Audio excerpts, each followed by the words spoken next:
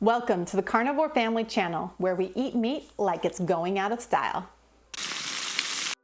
Today we are going over phase 1 of the Carnivore Family transformation. This is how you get started shifting your whole family from a standard American diet to the carnivore way of eating. This is a life-changing process for many people, but it can be daunting, especially with kids. So I'm going to walk you through how my family changed our whole way of approaching food and health. Before we get started, do me a huge favor and hit the subscribe button and ring that bell. When we're done here, check out Carnivore Family on social media and our store. Links in the description box below. Welcome to the Carnivore Family. We don't eat plants or fruit from a tree.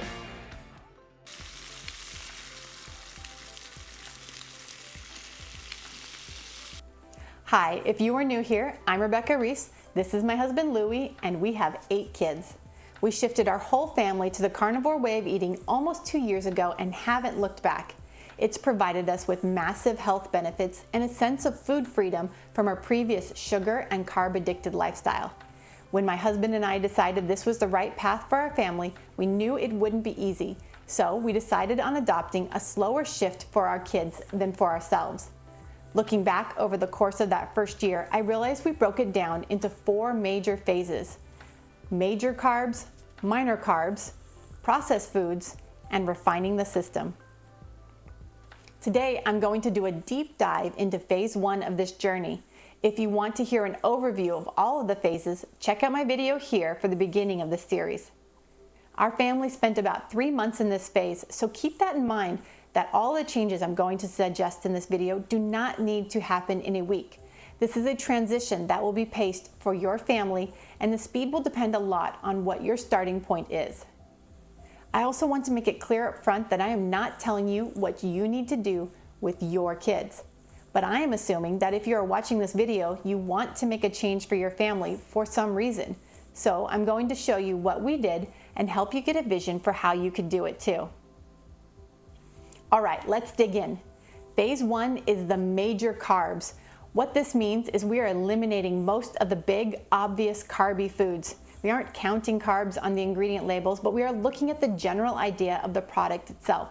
Is this item anything but grains or sugar? This will be your breads, pastas, pastries, cereals, rice, candies, and desserts. This is a lot, I get it. Some parents are probably thinking that's about all my kids eat, right? But that's part of the problem and likely part of the reason you're even considering making this change. There is no significant nutritional value in these foods. As parents, we know they do not satisfy our kids for long. When these are the bulk of their diet, they are constantly hungry, seeking that next snack. These foods basically break down into quick fix sugar sources for the body. They digest fast, give a big energy boost, and then crash within a few hours. They live on the carb roller coaster. It makes it hard for them to be attentive, focused, and self-controlled. Every teacher since the dawn of time knows the day after Halloween or Easter is basically a waste, but the modern American diet has many kids essentially eating this way every meal of every day. Breakfast is cereal, pastries, pancakes, waffles, sugar-filled yogurts, and instant oatmeals. Lunch is sandwiches, chicken nuggets, pastas, pizza, burritos, and burgers, often with a side of chips, fries, dessert, and a drink filled with sugar. And according to recent data, dinner has a 1 in 3 chance of being a trip through a fast food line. Of course, there is usually an attempt to include protein and produce in these meals, but most of the time it is an afterthought or a minor component. Nearly every meal includes an alarming amount of sugar. The average kid by the age of something like 8 has eaten more sugar than they would have in a lifetime back, 150 years ago. So it's kind of crazy. But By the time they're 8? by the time they're 8 years old, the average 8-year-old has eaten more sugar than somebody would have eaten in their entire life, So step 1 is to either trash these foods or let them run out. Your choice. We are also phasing out all of the sugary drinks at this stage. This includes juice, soda, sports drinks, and flavored milks. In their place, start every meal with a meat or animal product as a central element, and then get creative on making it appetizing for your kids if they are not thrilled. This will be age dependent, of course. The younger they are, the more you will decide for them. The older they are, the more they can be involved with the decision making. We used a lot of sauces, condiments, and cheese in the beginning because their taste buds were used to these potent flavors. We bought new varieties of meat seasonings and tried lots and lots of new foods. From this point on, I'm not going to label anything as a breakfast, lunch, or dinner food because we encouraged our kids to learn to eat intuitively. That means that when they are hungry, they should eat, and they can choose whatever sounds good to them from the options available. Here are some ideas you can consider for different meals and snacks. Eggs. They can be scrambled, fried, hard-boiled, soft-boiled, deviled, or baked into omelet cups. If they want cheese, sour cream, mayo, or extra butter to go with them, let them. Ground beef, chicken, or turkey? I recommend getting the most high-fat variety of ground beef available. Some kids, though, prefer the more mild flavor of ground chicken or turkey in the beginning. Try a variety and see what they like. All of these can be cooked or baked and eaten out of bowls with whatever cheese, sauce, or condiment they like. You can also make burger patties, which are easier for little kids to grab and make great to-go meals. We bought big packages of frozen burger patties and taught the kids how to make them on their own in the air fryer. So easy, and it helped start teaching them to be more independent with their food. Chicken. Choose the dark meats with the skin on whenever you can. They are more sustaining and flavorful. Cook them in the air fryer for a crispy skin. Bake them with tons of butter in the oven for a super juicy outcome. Roll them in pork rinds and deep fry them in tallow for a fried chicken meal. Allow the kids to dip them in any sauce or condiment they like. Steak. We did not do a lot of steak with the kids early on because, save for our teenagers, they weren't that interested. Along the way, though, we did discover that they really liked what we now call steak bites, which are just chuck roasts cut into bite-sized pieces and fried. Fish and seafood. People tend to have strong preferences around fish and seafood, so don't feel obligated to try it if it's not really your thing.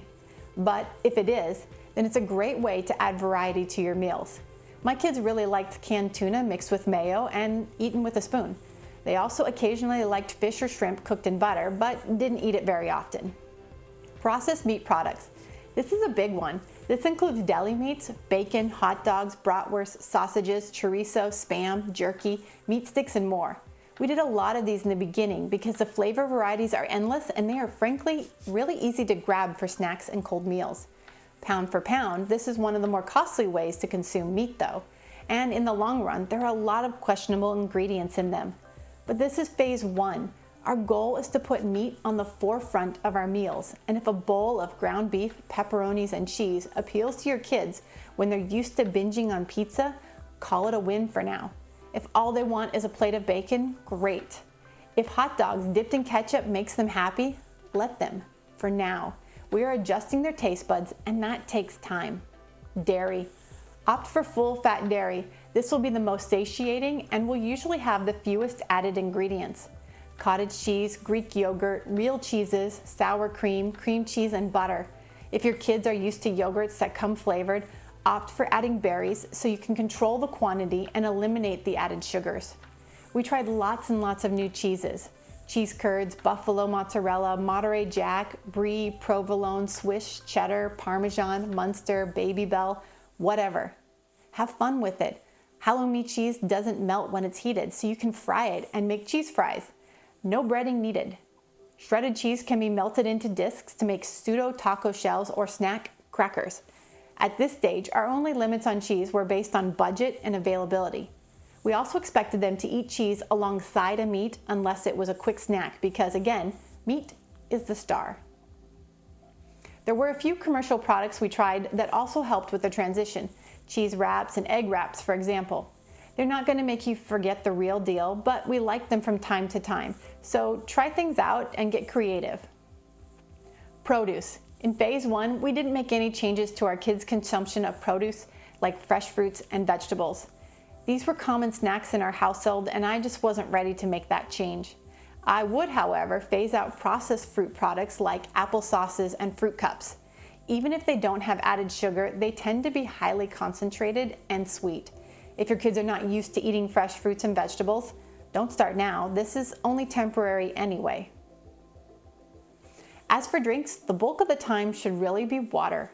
We introduced sparkling water as well early on, but to be frank, my kids did not like it for months. But eventually they grew to love it so much that we bought a machine to make it at home. If they are used to drinking milk, then let them stick with it and switch to buying whole if you're not already. Phase out milk alternatives. Almonds, oats, and soybeans were not meant to be milked and contain a ton of carbs and sugar. If you want to ease your way out of juice, start watering it down a little more each week until it's basically just water. There's no hard and fast rules at this stage, just a general sense that we are working towards the goal of being meat eaters. If there is a pet food that they are just not ready to give up yet, try finding a middle ground or slowly phasing it out. For my kids, this was granola and honey in their yogurt. We didn't stop that completely for a few months after all the other grains and processed sugars were gone. In phase 1, we are trying to get 80% of the way to our goal. We are eating animal-based at this stage. We are trying to form new habits as a family and build a sustainable way of eating amid our busy and chaotic lives.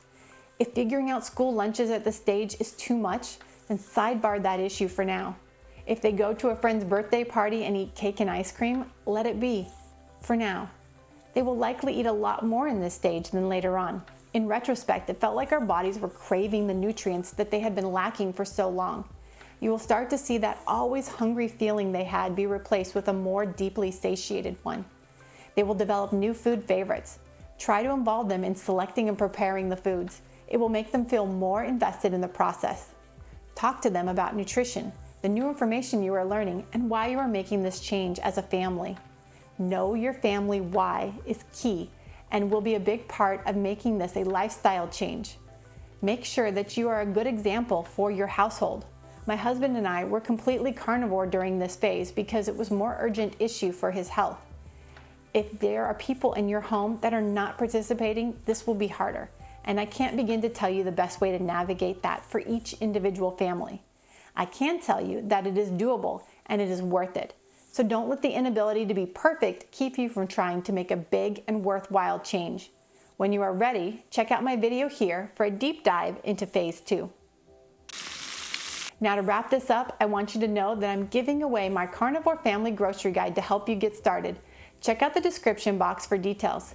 Leave a comment and tell me why you are considering becoming a carnivore family. And if you found any part of this video helpful, please consider sharing it with a friend or on social media. Smash that like button to show the algorithm you care, and feel free to email me questions at carnivorefam@gmail.com. And remember, when all else fails, go eat a steak. Never gonna stop. This aroma travels far.